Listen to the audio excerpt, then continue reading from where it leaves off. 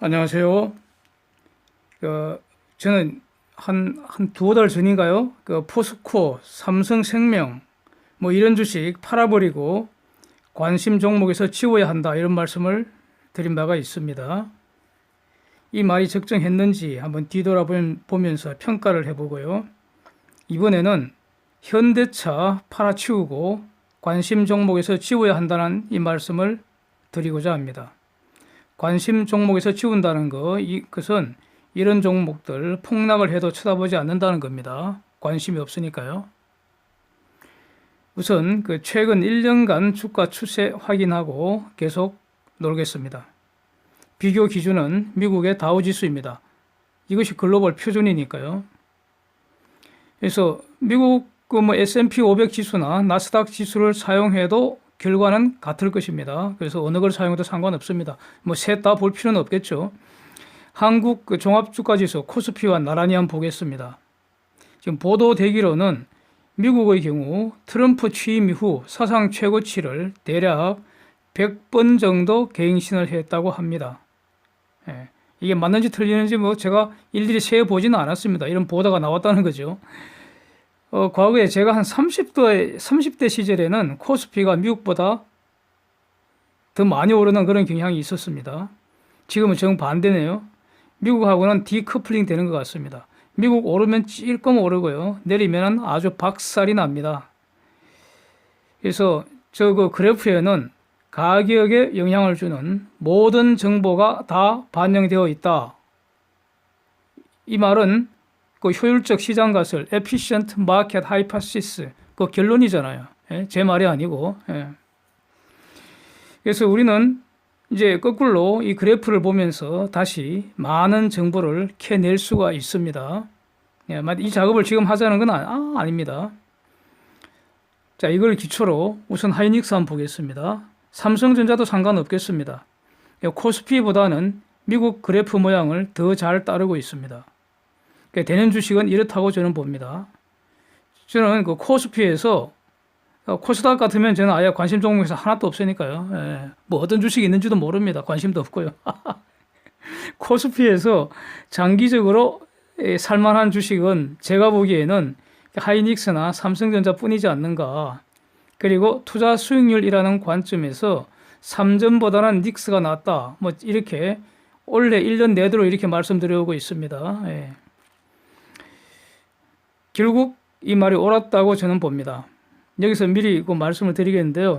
저희 어떤 개인적인 이야기는, 투자 이야기는 가급적 저는 안 하려고 합니다. 혹시 오해를 살 수도 있을 것 같아서. 근데 그래서 여기 지금 이 상황에서 말씀을 안 드릴 수가 없겠는데, 제 개인적인 생각은 지금은 하이닉스 매수 타이밍은 아니라고 봅니다. 참고하시기 바랍니다. 저는 운 좋게 11월 중반 무렵까지 거의 3주간에 걸쳐서 고점 분할 매도 전량 다 처분했습니다. 그래서 지금 좀 빠질 것 같아서 더 내리면 충분히 빠졌다고 판단돼야 이제 다시 분할 매집할 작정입니다. 그래서 저는 늘 투자할 때 평가 이익이 생기면 적절하게 ETF 인버스 2X로 해치를 한다고 말씀을 드렸습니다. 그래서 지금은 전체 투자 금액의 대략 한 반 이상이 인버스 2X에 다 들어가 있습니다. 운이 아주 좋습니다. 그래서 꼭 먹고 알 먹고, 또랑치고 가재치고 이게 가능하다고 제가 이런 말씀을 여러 번 드렸을 겁니다. 하여튼 그렇고요.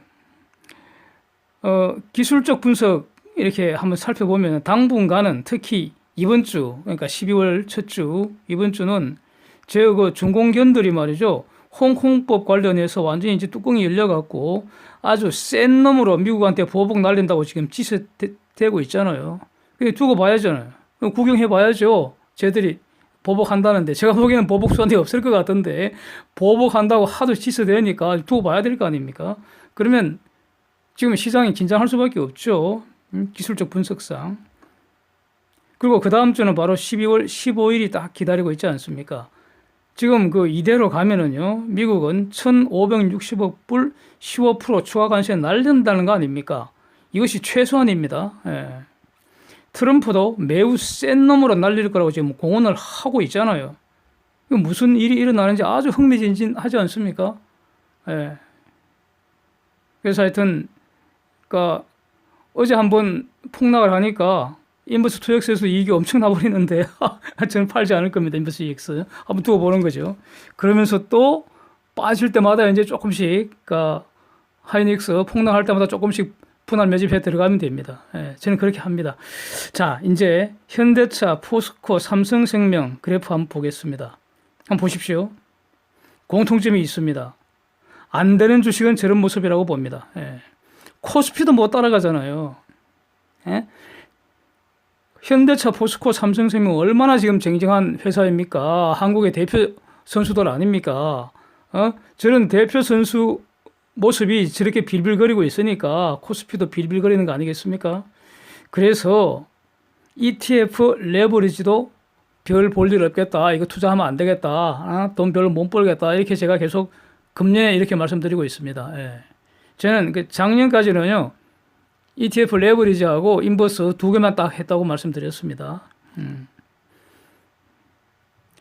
하이닉스 들어간 거는 작년 12월 12월부터입니다. 예.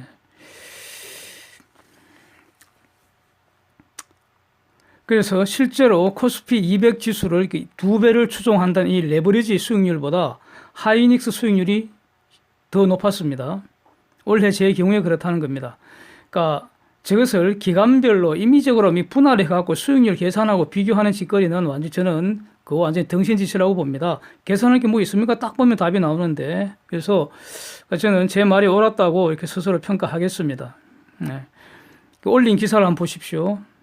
자, 메르세데스 벤츠사가 종업원 10,000명을 자른다는 기사입니다.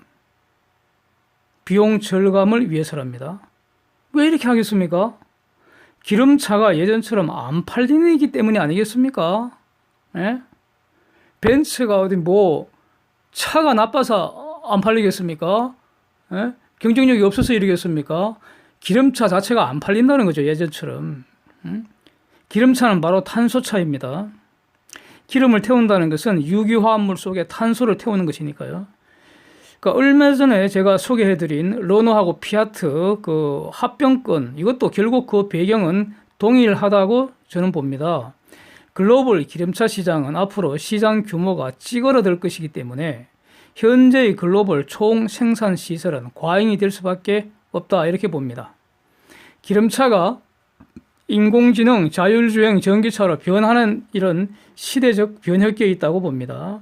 그래서 기름차 그 전문 인력 중 상당수, 가령 대표적인 게 엔진 아닙니까? 엔진 필요 없잖아요. 엔진 필요 없으니까 변속기도 필요 없을 것 같고요. 네? 그 뭐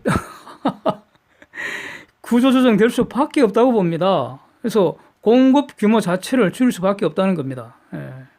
그래서 잘해야 전기차 껍데기 생산 설비로 전용할 수 있으면 그거 해피할 겁니다. 물론 기름차에도 인공지능 완전 자율 이 시스템을 장착할 수는 있을 겁니다. 그러나 배터리 성능이 지금 지속적으로 계속 그 혁신이 일어나고 있기 때문에 기름차는 전기차에 비해서 열등제가 될 수밖에 없다. 저는 이렇게 봅니다. 예. 얼마 전 뉴스에는 현대차가 전기차 수출이 급증하고 있다, 이렇게 하고 있는데, 이런 뉴스가 막 떴는데, 지금 정도의 전기차는요, 고급 기술이라고 할 수 없다고 봅니다. 지금의 그 전기차는 배터리가 핵심 아니겠습니까? 이것만 있으면 기존 기름차 껍데기를 기초로 해서 배터리 장착해갖고 이를 중심으로 살짝 개조하는 정도밖에 안 됩니다. 전기차 배터리 회사가 좋지 현대차가 좋을 일 있겠습니까? 현대차는 수소차에 상당히 투자를 했고요. 지금도 하고 있을 겁니다. 수소차는 틈새 시장에 불과하다고 저는 봅니다. 이것이 주력이 될 수는 없다고 보고요. 전기차에 경쟁할 정도로 수소를 값싸게 대량으로 생산할 수 없기 때문입니다. 즉 부생 수소를 저렴하게 공급받을 수 있는 범위에서는 이게 푼돈 정도의 경제성이 있다 이겁니다.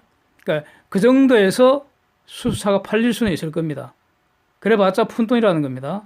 그 이상으로 대량으로 사용하기 위해서는 탄소를 태운 에너지로 수소를 만들어서 이것으로 연료전지 가동하는 이런 시스템이 될 수밖에 없기 때문에 이 사회 전체가 탄소차를 수소차로 대체하기 위해서는 지금 탄소를 대량으로 공급하는 것처럼 탄소를 대량으로 공급한다는 말이 뭡니까? 지금 주유소에서 기름 넣는 거 전부 다 탄소를 대량으로 공급하는 시스템입니다.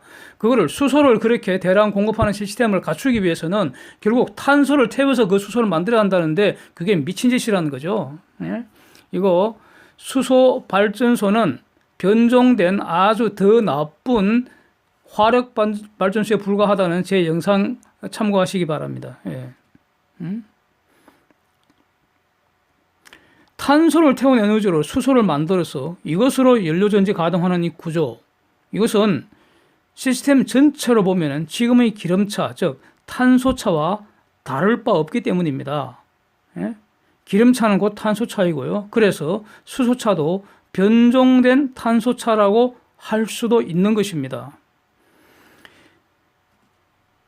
그 다음에 인공지능 그 자율주행 분야는 기존의 기름차의 글로벌 선수들은 다 열등생들로 저는 보입니다. 그 중에서도 현대차는 열등생 중후반 그룹에 속하는 것으로 평가합니다. 얼마 전에 인공지능 벤처기업의 그 미국에 있는 그 이스라엘 회사죠. 이스라엘계 회사. 거기에 합작 투자한다는 소식을 마구 뿌리치던데 과거에도 이런 짓 많이 했을 것이라고 짐작합니다. 저는. 안 했다면 그게 이상한 거 아니겠습니까? 그런 그 인공지능 분야, 자율주행 분야에 이런 벤처 투자 안 했다면은 그게 심각한 문제죠. 당연히 했겠죠. 근데 별 재미를 못 봤다는 징표 아니겠습니까? 다 돈만 날렸다는 거죠. 벤처 투자에서 돈 날리는 거 당연합니다. 그건 돈 날리려고 하는 것이죠. 그 중에 이제 하나 성공하면 대박 터뜨리는 거, 그런 거 아닙니까? 실패했으니까 또 한다는 정도로 저는 그 해석이 되고요. 이런 투자하는 것 자체는요, 돈만 있으면 아무것도 아니죠. 언제든지 가능하고요. 그러나 성과는 도박과 같아서 경쟁력이 있을지는 알 수가 없습니다. 문제는 지금 세계 1등은 벌써 기사가 없는 그런 로봇 택시 영업용으로 지금 불리고 있고 돈 벌고 있는데 과연 현대차가 어느 세월에 저걸 따라잡을 수 있을지 그 두고 봐야 할 거 아닙니까? 지금까지 잘 했으니까 앞으로도 잘할 것이라고 막연한 생각으로 투자하면 안 되겠죠. 저는 그런 돈이 없습니다. 또 이런 문제도 있습니다. 지금 현대차 그 장부에는 엔진이나 변속기 관련 이게 지금 기름차에서는 핵심 기술 중에 하나일 테니까 무형자산, 가령 뭐 특허권 이런 거죠. 엄청날 정도로 올라가 있지 않겠습니까? 이거 뭐 간단하게 확인할 수 있는데 시간 아깝습니다. 관심 있으시면은 저기 다트 시스템 가서 핸드폰으로 다운받아서 확인할 수 있겠죠. 그런데 문제는 이거 올라가 있을 텐데 이거 앞으로 지금보다 훨씬 더 빨리 가속 상각을 해야 할 겁니다. 필요 없는 기술이 될 거 아닙니까 앞으로. 그러면 자산 규모가 찌그러드는 거죠. 포스코는 지금 세계 탑입니다. 그런데 문제는 이거 공급 과잉이라는 거 아닙니까? 그래서 미국 등 집중적인 견제를 받고 있잖아요. 상당 기간 안에 철강 수요가 급증할 걸로 이렇게 기대할 수 있는 상황이 아니죠. 그러면 공급 과잉 문제를 해결하는 것은 근본적인 해결책은 하나밖에 없습니다. 지금 있는 공급자들 중에 상당수 사라져야 합니다. 그렇잖아요. 물론 그 열등 기업들이 사라질 가능성이 많겠지만 문제는 이 열등 기업이라는 얘들도 모두 한 국가의 대표 기업, 간판급들이라서 국가 차원에서 밀어주고 버티고 하느라고 장기적으로 업황이 회복될 가능성이 희박할 수밖에 없습니다. 이거. 포스코는 아주 우등 그 기업이지만 그렇다고 해서 열등 못난 애들이 모여서 지금 덤핑질 하니까 공급 과잉이라는 거 이게 문제라는 겁니다. 삼성생명은요 저출산 고령화 인구 감소라는 이 구조적인 변화에 지금 악재에 앞으로 매우 장기간 시달릴 수밖에 없다고 봅니다. 생명보험이야 어차피 기본적으로는 계약자가 스스로 계약을 해지하지 않는 한 피보험자가 죽어야 계약이 종결되는 그런 거 아닙니까? 그러니까 늦게 죽으면 보험회사의 채무 이행 기간이 늦춰지기 때문에 빚을 당장 갚는 것보다도 천천히 갚는 게 더 유리하잖아요. 예. 그러니까 보험사에게 반드시 불리한 건 아닙니다, 이거. 그러니까 수명이 늘어나는 거. 그건 반드시 뭐 불리한 건 아니라고 그런 면도 있는데 하여튼 저출산 인구 감소는 분명히 구조적인 악재라고 봅니다. 다음으로는 저금리입니다, 이거. 저금리는 돈 굴리는 금융사들에게는 공통적인 악재라고 할 것입니다. 생명보험사는요, 보험료라고 명목으로 돈을 받아서 계약자들을 상대로 약관 대출로 돈 굴리는 회사 아닙니까? 저금리는 수익성 악화로 바로 직결되는 거죠. 그래서 이 현대차 관련 원래 이 내용은 한 두어 달 전부터 올릴까 이렇게 생각만 하다가요. 오늘 어떻게 시간이 나서 한번 정리해 봤습니다. 한두 달 사이에 대세에 영향이 있을 정도의 그런 사정병은 생길 수가 없는 것이죠. 예. 그래서 물론 이들 종목이 한국의 대표급 기업이고요. 재무구조 아주 탄탄하고요. 또 이익을 내고 있기 때문에 당장에 뭐 어떻게 회사가 어떻게 된다거나 이런 말 하는 거는 결코 아닙니다. 예, 그런 의미 아닙니다. 아주 좋은 회사입니다. 예, 사실 이런 회사 때문에 한국이 이렇게 버티고 있는 거 아니겠습니까? 고마운 일인데, 그리고 또 자신만의 또 어떤 독특한 정보를 기초로 단기 투자할 수도 있을 겁니다. 예, 뭐 누가 뭐라 그럽니까? 예, 할 수도 있습니다. 제가 말씀드린 것은 장기적이고 근본적인 어떤 아이디어, 투자 아이디어 이것을 공유하고자 하는 그런 정도입니다. 이상입니다. 도움이 되면 좋겠습니다. 함께해 주셔서 감사드립니다.